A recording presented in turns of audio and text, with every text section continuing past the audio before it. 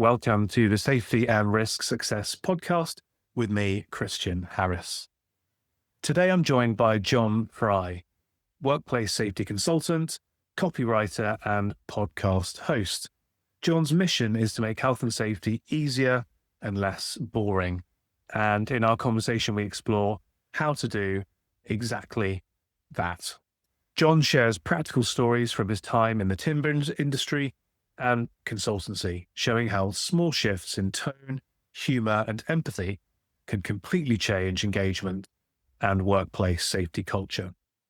We also dig into his experience as a copywriter and the lessons safety professionals can borrow from marketing, from framing communications around what's in it for them, to using brevity, clarity, and even classic persuasion frameworks to get buy-in.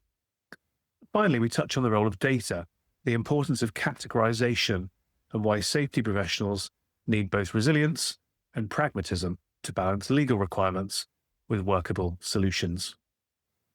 If you've ever struggled to get people switched on about safety, or you want to sharpen the way you communicate to win support and drive change, I'm sure you'll enjoy this episode.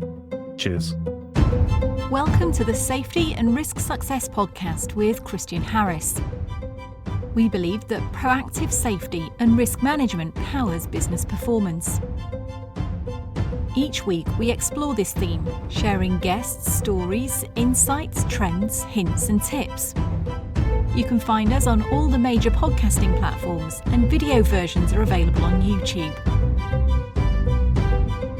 But for now, let's join the conversation with Christian. Thanks for joining me today, Jon. Pleasure to be here. Thank you. Good stuff. So I thought before we get into the heavy topics of safety, let's start with something a bit fun. Tell us about there's a VIP in my shed. Oh, well, yeah. Yeah, that was a project I started about a year ago, actually. What is it? It's my podcast. It's my, I don't want to call it a vanity project. It's not quite like that, but it's just a bit of fun. I spent quite a bit of time driving around listening to other podcasts like Joe Rogan and people like that, and thinking, you know what, this could be quite good fun, actually, just chatting to random interesting people. Yep. So I came up with this concept of there's a VIP in my shed. It's not really a novel concept, but it's VIP is very interesting person in my shed. And I thought it'd be a cool platform to talk to interesting people where I live. I live in the middle of nowhere in mid Wales, and it's a bit like the underdog of mid Wales where I live. Is Landrindod, Wales. And it's got this funny reputation from 30 years ago of being full of ne'er-do-wells and that sort of stuff, but it's actually a really nice place to be. So I thought it'd be a cool opportunity to shine a spotlight on people who are doing cool stuff, like business owners or people doing community work or whatever like that. That was my introduction to podcasting. My first foray into it, and it had a lot of fun. I have to say, I haven't done that for a short while, actually. A few months. Actually, get back into it. Life takes funny turns and it gets busy, doesn't it? But it's a lot of fun. Yeah. So spoke to local archaeologists who found a load of novel sort of dinosaur species and that sort of stuff in the local hills. Some guy who was he did voluntary work combating Russian anti-war propaganda. Nice. Which is pretty cool. Who else? Guy who set up a local basketball team to help people with mental health sort of problems. Very good. Yeah, it's cool. Bit of fun. Very good. Very good. Similar to you, I've been a podcast fan for a long time, and I always thought, I'll do a podcast. And that was kind of my inspiration to get started with this all those years ago. When did we start now? 2020. So yeah, we've been going for 5 years. It's a bit crazy to think about that, but there we go. So and now we've got you at it. Well, yeah, it's interesting, isn't it? Because if you look at the data, I think it's something like 85 or 90% of podcasts have only got 5 episodes at most. So a lot of people start and then kind of give up. Yes, I can almost relate to that. I think I reached 7 or 8. And I don't want to say I've given up. And I'm actually migrating my office setup here down back into the shed. So that'll give me a safe shed. It's more like a workshop. Yeah. Well, it's actually a 1920s sunroom, which became my workshop and then studio. Right. So But shed sounds better from the podcast title. absolutely, yeah. There's a VIP in my sunroom. Doesn't have quite the same ring, does it? You could change it to you could do safety from the shed or something like that. Yeah, I could. Yeah, exactly. Yeah, I'm going to copyright that idea before you yeah. start doing it. Good stuff. So let's transition to safety. So you've said before that health and safety is confusing, time consuming, and let's be honest, boring.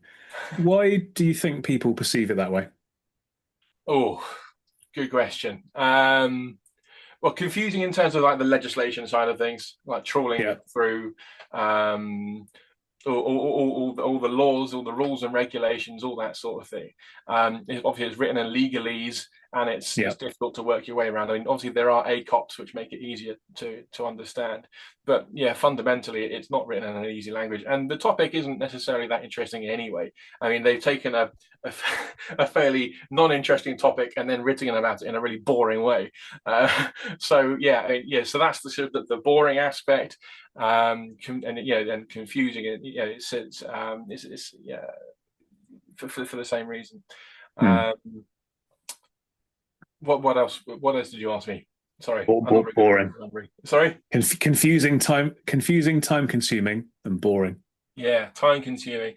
Yeah, I mean that kind of ties into it, really, doesn't it? I mean, it's getting your head around all that safety. The rules and regulations of it. Also, how do you apply it? Sort of there's a lot of responsibilities on you as a health and safety manager, as an employer, and just even writing a comprehensive risk assessment can take forever if you're not, especially if you're not used to it. So it's often put on that back burner, isn't it, as something which just takes ages. Yeah, and boring as well. Well, exactly. Yeah, I mean, this is the other aspect. I mean, I said about how you got that legalese aspect of like the regulations, but the way it's applied as well in the workplace. So the people who are in charge of doing training or talking about it or establishing culture, they perceive it as being boring themselves, and so they don't put any effort into it. They think, well, I'm fighting a losing battle here, so what's the point? So that would be another reason why it's boring. They as I say, they don't put too much effort into it, or they're not particularly charismatic about it. As I say, yeah. We'll talk a little bit about some of the strategies to try and overcome that. But what in your experience difference does it make when you can shift that? So when we can frame health and safety as relevant, helpful, and worthwhile, let's say, as an opposite of those other three things, what does that produce? What outcomes does that help us to achieve? Well, naturally, you'll have improvements in adoption of health and safety procedures and protocols that you're putting in, better buy-in. So you'll get that initial uptick in safety compliance and reduction in risk, but also and you got lots of benefits to that in itself, and that kind of ties into an uptick in safety culture and improvement in that safety culture as well. When people are buying into things and they can see the value of what they're doing, it becomes part of their habit, doesn't it? And it becomes natural to them. And so that's where the safety culture improvements come in, for sure. And you now work for a consultancy, but you worked in the timber industry, for example, didn't you, before? I mean, have you got any examples or stories of where you sort of worked on trying to get this greater level of engagement and what some of the outcomes that resulted from that?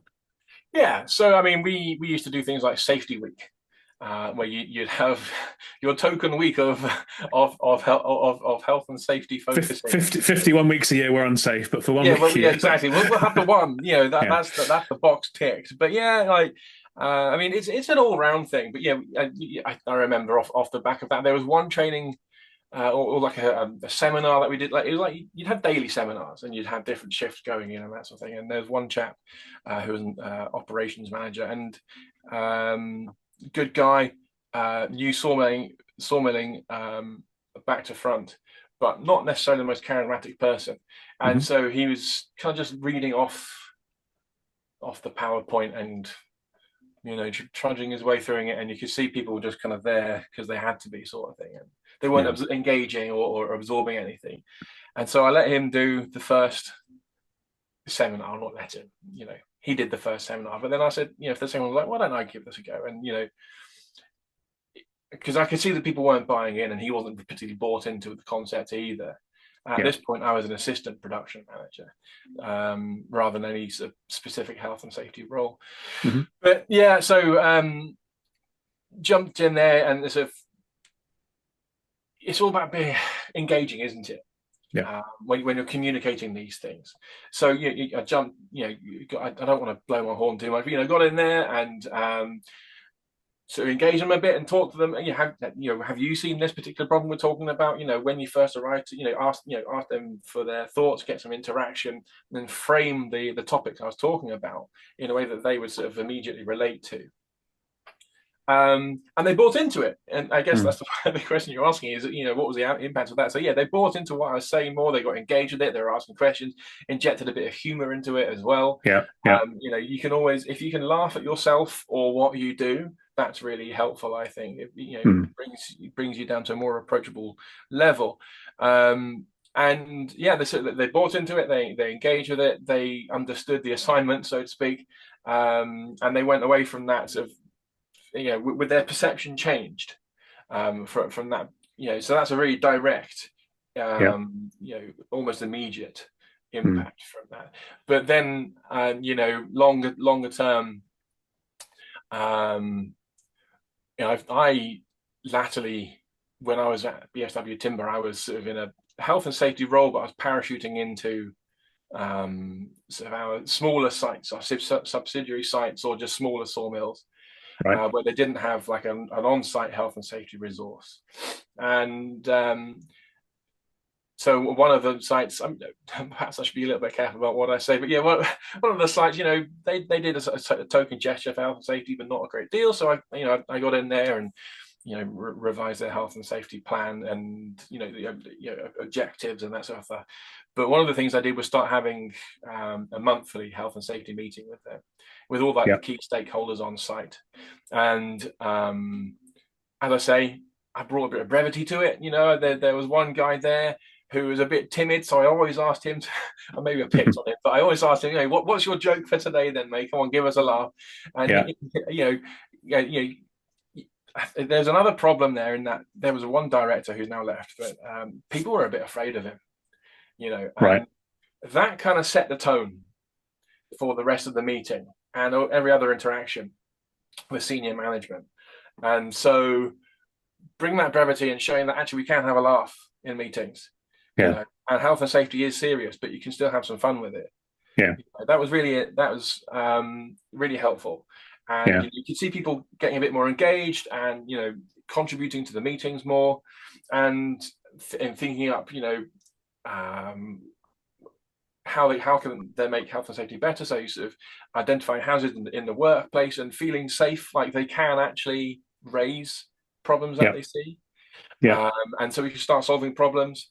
And then off the back of that, I'd be there 3 days a week.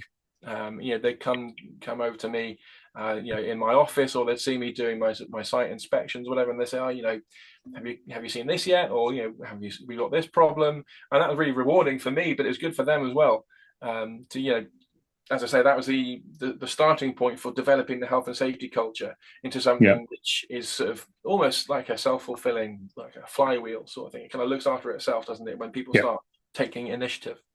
No, definitely. So sort of great examples there, and almost summing up into 2 words. It's like, be human. Don't be a walking clipboard and a sort of hard hat and high vis. That engagement, that sort of passion, that interest.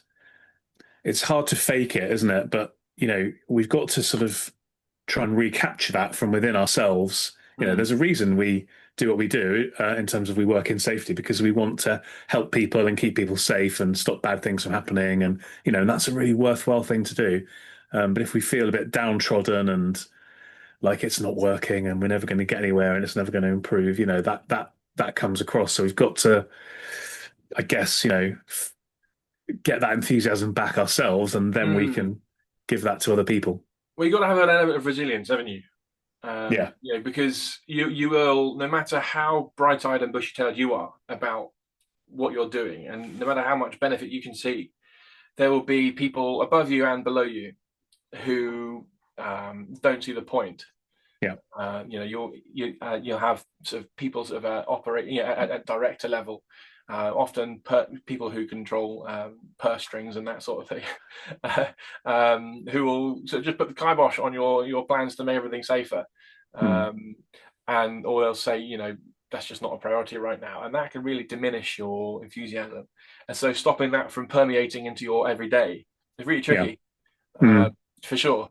And then, as I say, you'll have people lower down the ranks as well, shop floor or whatever like that. And similarly, they won't see the point in health and safety, or they'll see it as a hindrance, and that can get you down as well. So as I say, you had to be resilient. You had to see the bigger picture for sure. Yeah, absolutely. And that's why it's good to talk to people in the profession, such as yourself, or go to events or whatever like that, because you can not necessarily swap horror stories, but you can encourage each other, can't you? Yeah, and that's why I try and make this podcast sort of as positive as I can as well. And it's deliberately called Safety and Risk Success. I think I won't say who, but speaking to somebody who, going back to where we started, has a safety podcast but has sort of stopped or having a break. I think he was kind of feeling a bit downtrodden. How often you'd be talking about sort of stuff in a podcast conversation in a sort of negative sense, and it's a sort of complaining about something or shining a light on bad things. And so I where possible, we need to talk about problems and confront them, but it's kind of right. What can we do to improve this? What can we do to be better? Is kind of the way that I try to frame it. Absolutely. And what about sort of, you mentioned the the legalese and the depth and the breadth of the law and all of that kind of stuff. How do you balance that sort of pragmatic, empathetic, engaging approach that we've spoken about with obviously the need to ensure that things are nonetheless done properly to meet those legal requirements? How do you sort of balance that off? Well, that's one of the biggest problems we've got, isn't it? It's fundamental. Is how do you remain pragmatic? I suppose the good thing is health and safety, like responsibility, some of them are pretty cast iron, aren't they? You must have this, you must have that. Yeah. But other things are more, grey. And so that's where you can, they just say, you have to reduce risk to as low as reasonably practical. Yeah. I mean, that to me is one of the big difficulties of this, because there aren't strict definitions in a lot of sentences, and your definition of what's reasonable and what's practicable and mine are going to be different, and they're going to be different to the, as you say, the shop floor person and the director. It's very, very difficult to know what to do. And understanding that balance comes with experience, but that's also where pragmatism comes in. That's your opportunity to be pragmatic, and say, here is the risk, and I don't want to state the obvious, but what's the likelihood of something happening? How bad is it actually going to be? And if here's your ideal world control, but is that going to stop operations completely or functionality or whatever? Is it just going to be a complete pain in the bottom and they're not going to adopt it anyway? That was one of the lessons I learned from one of my mentors at BSW. It's all very well saying, you must do this and you must do that, but if people aren't going to adopt it, and it's gonna be more of a hindrance, and the actual difference it makes is slight, perhaps don't do it. Mm. So it's, as you say, it's nuanced, and it comes with experience for sure. Understanding the industry you're in is really helpful, and the people you're working with, where their mind is at, what their level of buy-in is going to be, how much they want to succeed. Yeah. And what does success look like for them? I think one of the strategies I always suggest people employ is to, let's say the head of operations or the head of finance, is to get to know those people and figure out, right, what are their KPIs? What does success look like for them this year? How will that impact them personally in terms of, a bonus or a promotion or whatever it might be? And then figure out, well, what can I do to make my goal align with theirs or their goal align with mine? How can I embed safety into that and get their sort of support and feel as if we're pushing together towards them achieving their own personal objective? Because people, yes, we have our responsibilities in an organization, but fundamentally, people are going to do what's in their own best interest above all else, I think. So if we can align what we want to achieve in our best personal interest to someone else who's perhaps got the purse strings, that seems to me like a good way of doing it. Yeah, absolutely. Yeah.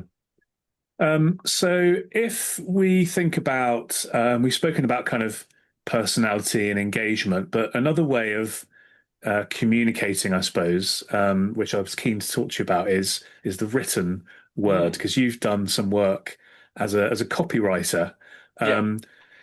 If people don't know what copywriter means, what just briefly, what does that mean as a sort of starting point? I'll tell you what it isn't. And this is what everyone thought when I first started doing it. It's not writing the small print at the bottom of a contract. No. Which is, everyone's like, really, you're getting into that? So no, it's not that, but it's writing the communications, so often marketing communications that you'll use in your sales funnel. So that's from the very top, so your website, the on-page copy, the word, the text, on that you see on page there, or it could be social media posts, emails, LinkedIn posts, blogs, anything that's kind of written. And if you've ever watched Mad Men, then that's the copywriters there are the people that are writing the TV and print sort of ads, aren't they? So good show if you've never watched it. I remember that being recommended to me to watch when I first started doing it, and I never did. Maybe I should check it out. It is a great show. It's got to be. I mean, look, I've not watched every single show ever in the history of the world, but it's definitely got to be in my top 10 of shows that series I've ever watched. So and as somebody who's been a copywriter, you definitely will enjoy it. So it's all about influencing or persuading people through the written word, isn't it? Essentially. Yeah. So with that sort of in mind, how has that experience of working in that world of the written language shaped the way that you communicate safety, both in the written language, but also in the non-written communication? Yeah, that's a really good question. So there's lots of opportunities to employ the copywriting skills that you would use for marketing in the workplace, for health and safety as in particular. So I guess one of the first places was just in emails. So when I was writing to stakeholders, decision makers, those sorts of people, understanding how to concisely articulate what it is you're wanting to communicate, and get them interested in what you're get them to open the email for one, get them to read beyond the first sentence, actually hook their interest somehow. Pique their interest. It feels kind of smarmy, doesn't it, to talk marketing jargon when you're talking to your workers, but your co-workers. But as I say, kind of hook them in with some interest, and then explain, not necessarily. Well, you want to explain what you're doing, or the nature of whatever it is your proposal is or your idea is, but to explain to them what it means to them. How is it going to benefit them? Yeah. And sell them the advantages and what it means to them. So, not necessarily focus on so much on what the benefit is to me. Like, I really want this to happen because it's going to be so great for me, and we need to do it. Like, tell them why it's going to be good for them. Yeah. Pardon the quick interruption. We'll get you right back to the interview shortly. You're invited to join me at Risk Europe on the 12th and 13th of November at the Excel Centre in London. I'll be there doing live podcast interviews, hosting some seminars on stage, and talking to people on our stand. Your ticket is totally free, and there's a link in the notes where you can sign up and join us in November for this really exciting risk management related event. Here's the founder and event director, Nick James, with a few words on what you can expect. Looking forward to November then, Nick. There's a huge wealth of seminar sessions taking place. Are there any particular speakers or sessions that you're really excited about? Well, there's one I'm particularly looking forward to seeing myself, because it's a guy called Jess Taylor, and he spoke at our event in New York back in July, #RiskNewYork. And Jess, in the early 1990s, built something that we all use today, which is the first app store that he presented and persuaded Steve Jobs to get behind. He spoke to a packed audience in New York, and we're getting him on a plane to bring him over to London. So yeah, really looking forward to that one. Obviously, the other one of note is our old friend Michael Rasmussen, who is a legend in this business. He's known as the father of GRC. Michael will be hosting a number of theatres, presenting himself, and he'll be there for people to come up and talk to. And he's probably one of the most respected analysts in the governance, risk and compliance sector. Great. So 2 definitely, or 3 sessions there to put into your diaries when you do join us. I think the other thing is that there's always people that have got practical experience. So we have chief risk officers, chief privacy officers, heads of risk, heads of governance, risk and compliance from real companies. And they come, and very often they bare their soul. They share their knowledge, they share the mistakes, and that's one thing that we all need to be able to do. Again, especially in these times when people are working remotely, and you can pick up some snippets from people who have been there and done that. So do join Nick and I on the 12th and 13th November at Risk Europe at the Excel Centre in London. You can find all the details on where to get your free ticket in the show notes. Now, let's get back to the interview. And then finish the emails with a call to action. And again, and that sounds really smarmy, to say, but rather than just say, what do you think about this or whatever, just prompt them to take some sort of an action, which leads them in the direction that you want to go. And I do this with my, obviously with when chatting with clients or prospective clients as well. And that's, don't give them an opportunity to say no.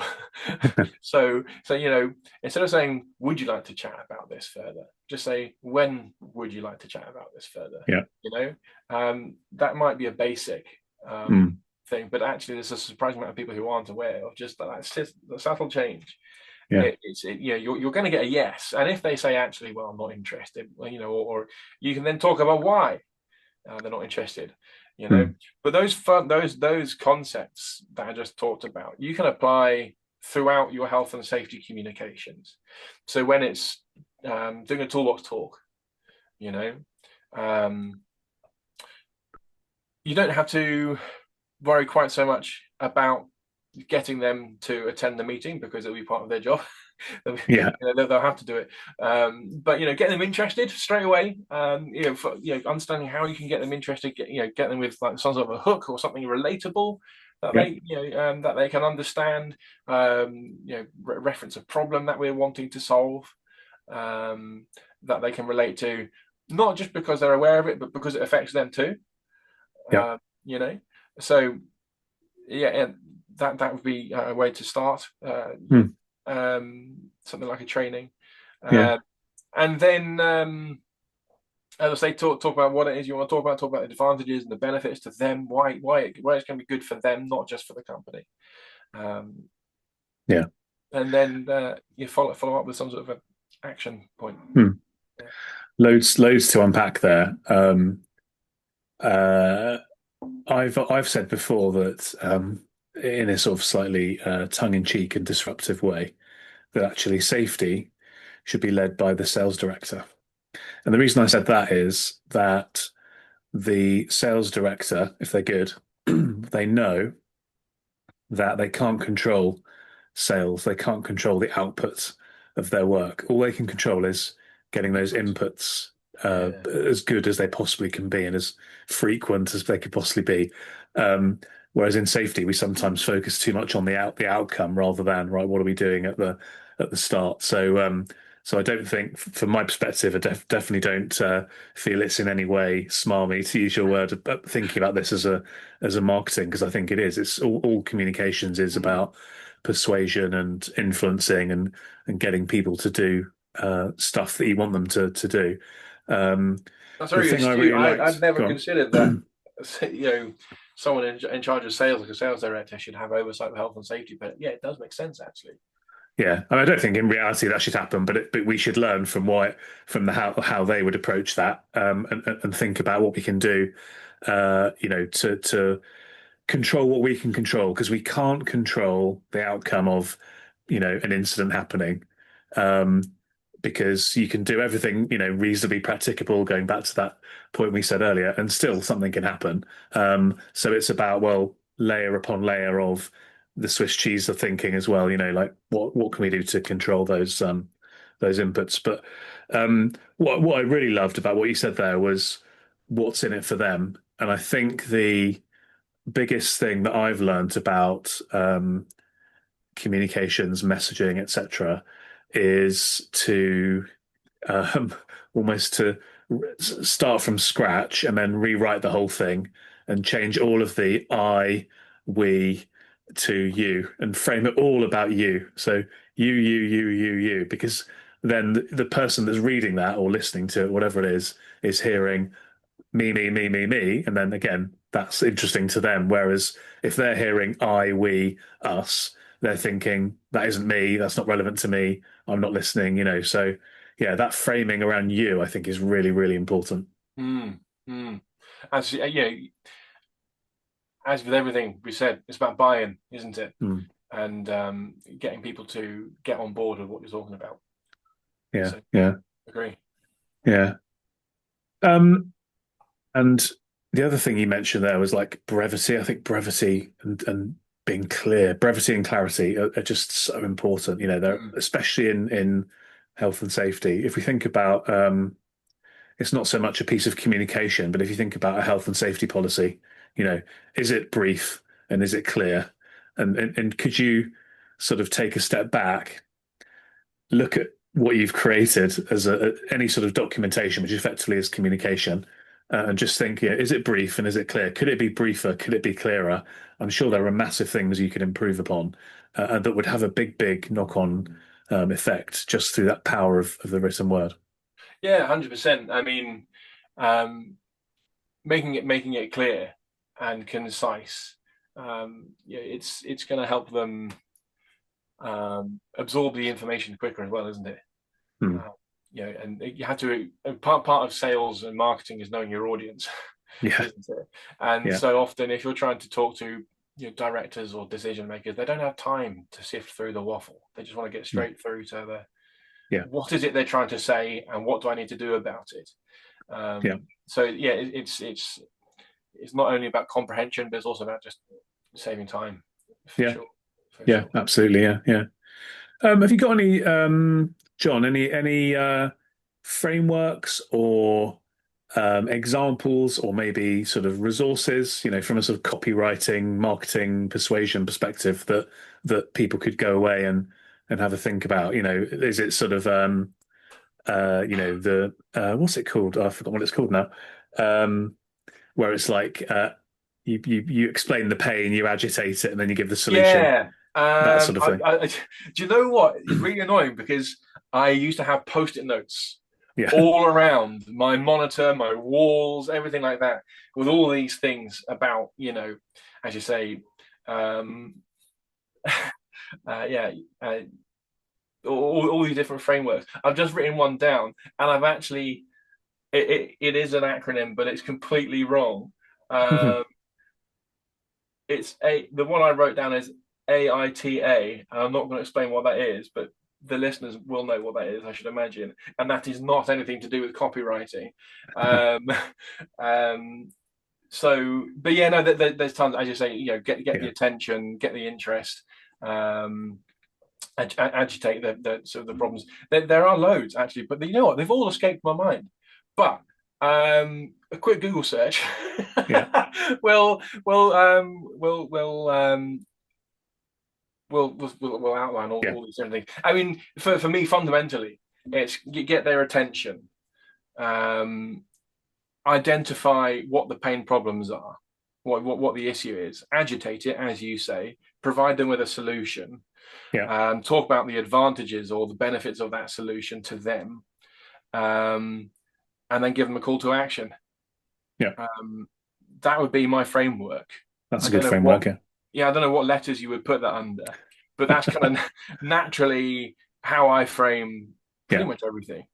I mean, if you think about it, it's logical, isn't it? Exactly. When you think about sort of like chronologically, what are you trying to do?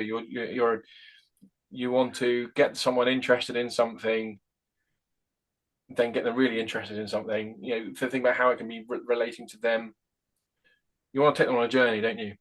And then introduce your solution to the problem, talk about how great the solution is, and then get them to take action. Yeah. Perfect.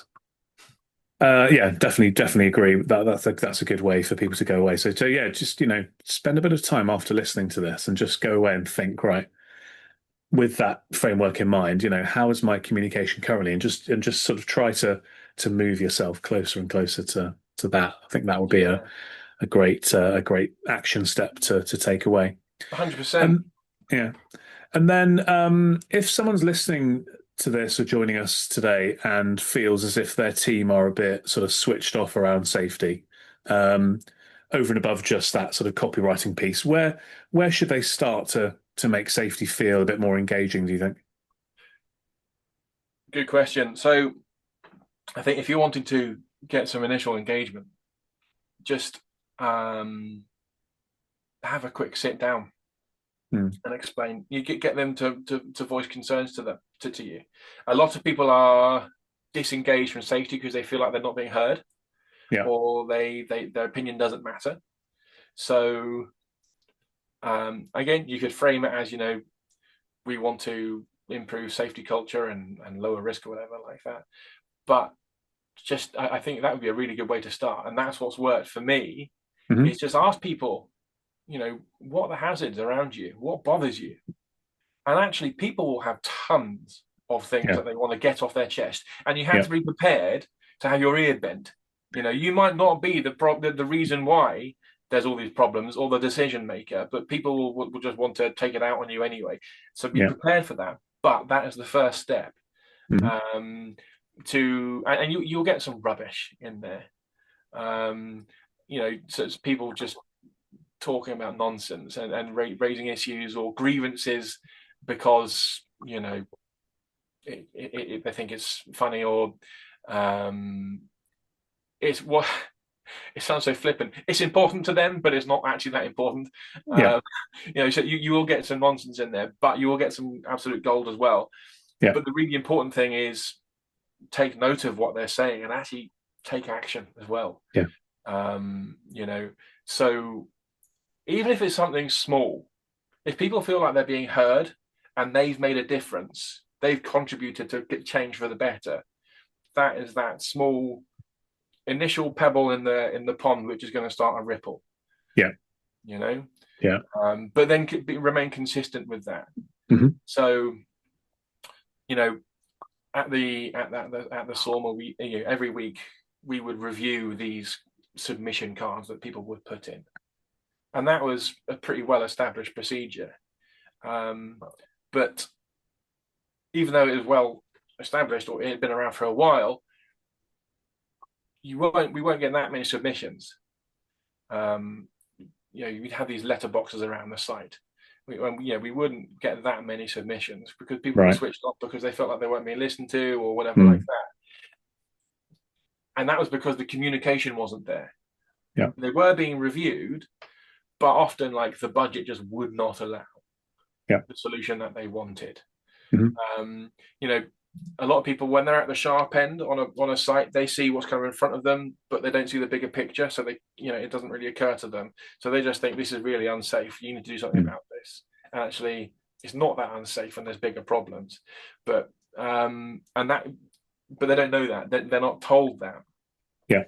So, as I say, you have to communicate to them whether you're going to take on board what they're saying or whether you're not. Either way, let them know that their voice has been heard. But I guess the point I was making with that story is, we used to have these weekly meetings and review the cards, and then we would put a summary of the cards that we reviewed that week on all the notice boards around the site, and we used to email them to the main stakeholders as well. Basically, anyone who had an email address on site would get summary of what we talked about, and we would track it as well. And that gives accountability to the management team. If they can't say that they didn't know.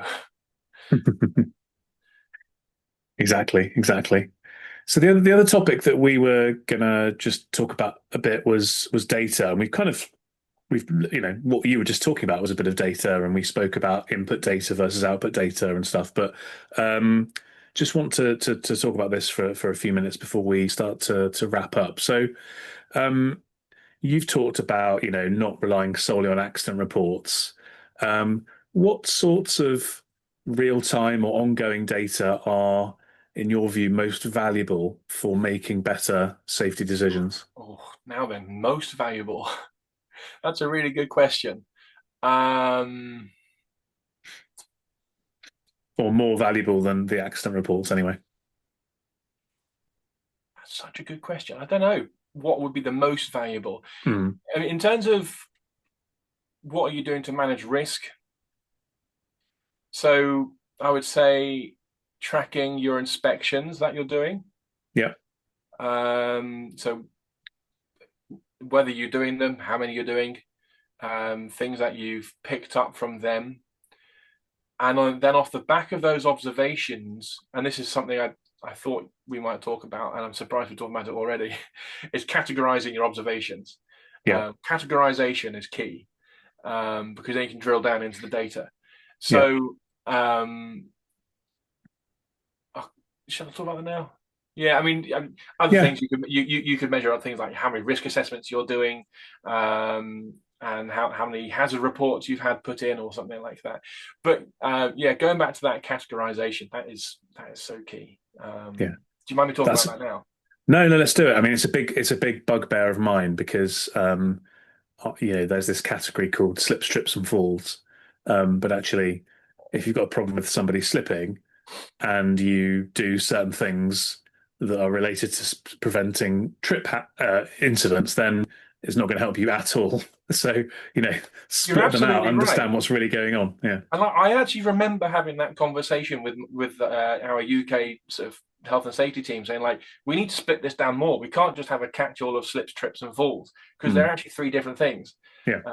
And we could be focusing really hard on not tripping over cables and trailing leads, but actually the accidents we're having are people falling off of ladders or trailer beds. Yeah. 100% agree with you there. I mean, you could have that catch-all of slips, trips, and falls, but then a subcategory of what was it? But categorization,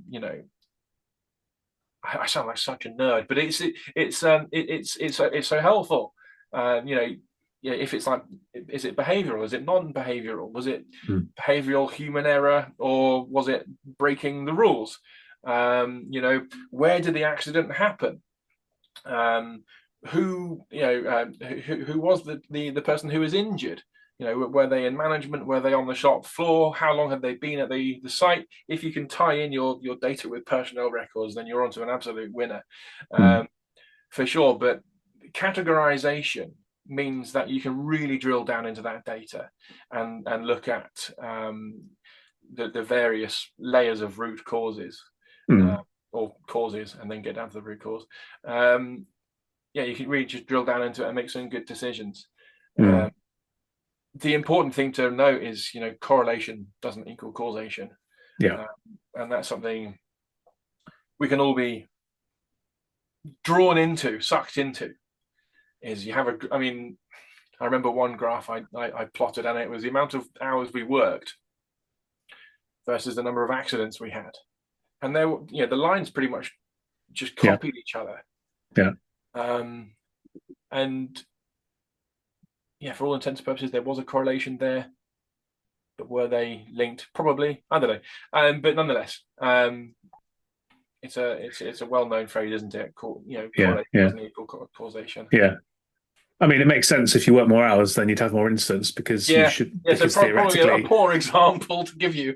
But it is a good example, because actually what that says is, well, you could look at that and think, oh, well, that means if we work longer shifts, we're going to have more accidents. It doesn't necessarily mean that. What you need to do is not say hours versus incidents; it's hours of overtime versus incidents per person on a rolling.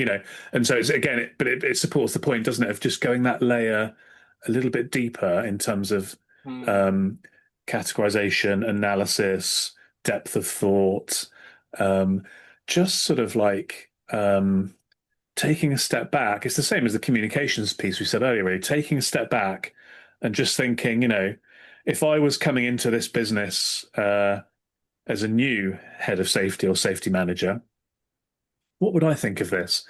And could you just, it's hard to do, but could you sort of look critically on the way you're currently doing something yourself and think about how it could improve? And just that ability to do that, I think would really transform outcomes in a lot of organizations. Because certainly in my field of slips, right?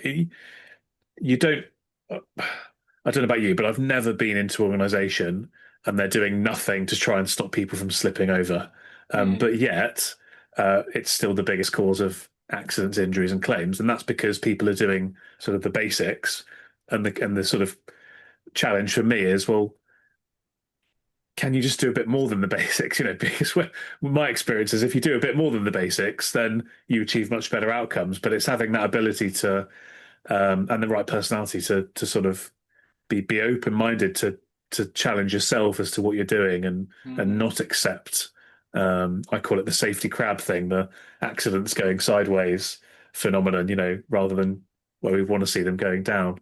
It's not an easy challenge. It's not an easy thing to do, is it? But I think that's really important. The data, that's the wonderful thing about data. And again, I sound like such a nerd, but like the cool thing about data is, it kind of proves your point for you. You can't argue with the numbers, and it's kind of true. The numbers don't lie. If you've got some really robust data in front of you, it's not necessarily about getting people to buy in. It's just like they are what they are. So that's really helpful. Tool for your leverage in your copywriting, health and safety communications. They always say in copywriting and marketing, you should put some numbers somewhere. Like we've helped this many people, or people saw a 25% improvement in whatever, or 50% reduction in whatever. These numbers, put them in for sure. And particularly if you're communicating up, if you're at the board level, then business is sort of, a lot of it is about numbers, isn't it? Fundamentally. So we've got to sort of figure out how, what we do in safety is kind of, it's obviously really important, but it's kind of a bit fluffy in a sense of, it's caring for people and looking after people, and obviously everyone knows that's important, right? But if we can start to try and quantify it in some way, and particularly link it to, as we said earlier already, a bit, a business outcome of some kind, I think that's where we can really push on and achieve great things. Yeah, I remember doing again when I was like on the graduate program at the sawmill. We did a mock Dragon's Den style presentation, and I had to it was delivered to like the CEO, operation director, HR director, and someone else. And I came up with this idea for sort of just encouraging innovative ideas, and sort of like having some sort of an app or a hub for doing that. And the HR director at the end of my presentation said, and I sort of put it into numbers, what's the cost of downtime, and how, if we can reduce a minute of downtime, then we'll save us this much money. But the HR director, who had oversight of health and safety, he turned to me and said, like, have you thought about how amazing this would be for health and safety? And at the time I hadn't really, because I was in ops. But just if you can think of how much do you spend on claims each year, what's the average cost of a claim, and if your claims are centered around a certain thing, so I should imagine slips, trips and falls are a large amount of them. If you can focus on that and make that reduction, and you can communicate that there's going to be a reduction in claims alone, I wouldn't be surprised if after a short amount of time that saving you made will surpass any cost you've incurred from actually putting in some measures in place. Yeah, absolutely. Yeah, prevention is normally always cheaper than cure, isn't it? So definitely a good thing to live by. So wrapping up, John, couple of last things from me. If you could ban one phrase or one habit from the way we talk about safety, what would it be and why?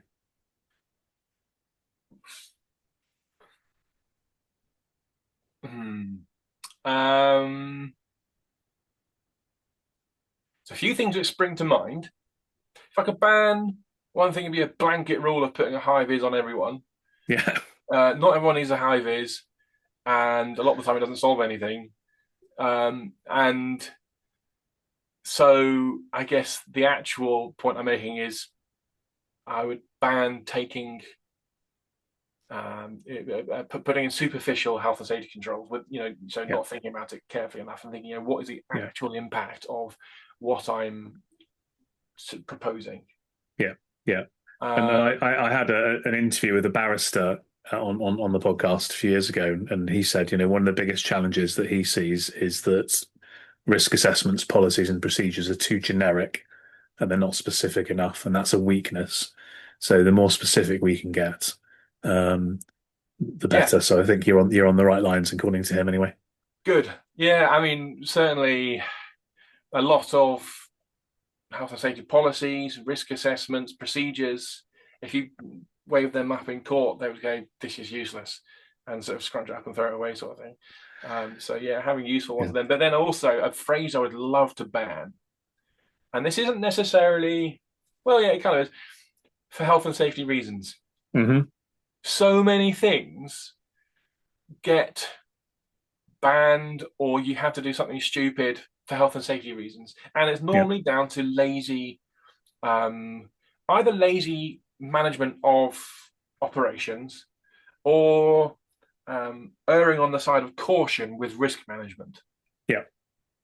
You got these two things. So the one thing is, if someone just can't really be bothered to do something, or it costs too much, or it takes too long to do a certain add-on or service or activity, they'll say, "Oh, you can't do that, health and safety reasons." And the impact of that is everyone goes, "Oh, well, that's stupid. Oh, I hate health and safety." Like, "Oh, I really enjoyed doing whatever it was, or that was really useful. Why can't we do health and safety? Oh, I hate health and safety now." But then the other thing is, as I say, people who aren't naturally inclined to managing health and safety, haven't got the experience, or they don't understand the nuances, or even they haven't got the confidence to stand by their decisions. They will put really excessive health and safety controls in place. And the phrase "health and safety gone mad," it kind of it's right. I mean, it's what people everyone, a lot of people say, but it's kind of true. It has gone mad because people are a little bit too cautious. A lot of the time, for sure. Agree. And what is happening either in your work or in the world of of safety that kind of is exciting you at the moment? Oh, I would say, and this isn't a sales pitch, but it kind of is, doing these very hyper-focused, quick-fire audits of client workplaces. That's exciting for me because I can go in and see a variety of different workplaces, and I find, well, we work in manufacturing. That's our niche. We work in lots of other things. We work with lots of others, but that's our thing. So you get to see lots of different products being made, different production lines, different facilities. So I find that really interesting. But it's also very rewarding getting in and spotting problems or ways that people can improve what they're doing and make their workplaces safer. So offering a tangible benefit and making a tangible difference to people. And we always sound like we're puffing ourselves up and like we think we should have a cape. But if we can save a life or whatever, that's so important, isn't it? So crucial. Absolutely. Yeah. So that's what I'm enjoying at the moment. It's something we've recently added to or launched to the Knox Thomas service offering. Is going into a place and spending a day or a day and a half on site. Covering off the essentials, but also just saying what we see. And giving them some useful actions, ways to make their workplace safer, reduce their liability, reduce their risk, catch some things before the HSE officers do. That's what I'm excited about at the moment. Fantastic. And then, so where can people learn more? Should they connect with you on LinkedIn, or what's the best way to kind of get in touch? Sure. And then, is there anything you wanted to plug in terms of any sort of resources or webinars or anything like that? So I'm on LinkedIn, Jon Fry. I'm the paracetamol to your health and safety headaches is my tagline. You can find me that way. On LinkedIn. Some good copywriting there, by the way. Absolutely. Thank you so much. It wouldn't be right not to do something like that. But then we have our website, knoxthomas.co.uk. Knox is Knox. It's a good thing to mention. So we've got some free downloadable things on there. Pure checklists, PUWER rather than pure PURE. So some pure checklists on there which are helpful for people so that you can just jump straight into doing an audit of their machinery, which is a fundamental for every employer. Something we do quite a lot of as well is pure assessments. We've also got sort of declarations of conformity for CE marking. So that's something else we do as a company, is help people ensure that their machinery is safe and fit for purpose at the design stage or even after it's been built as a retrospective thing.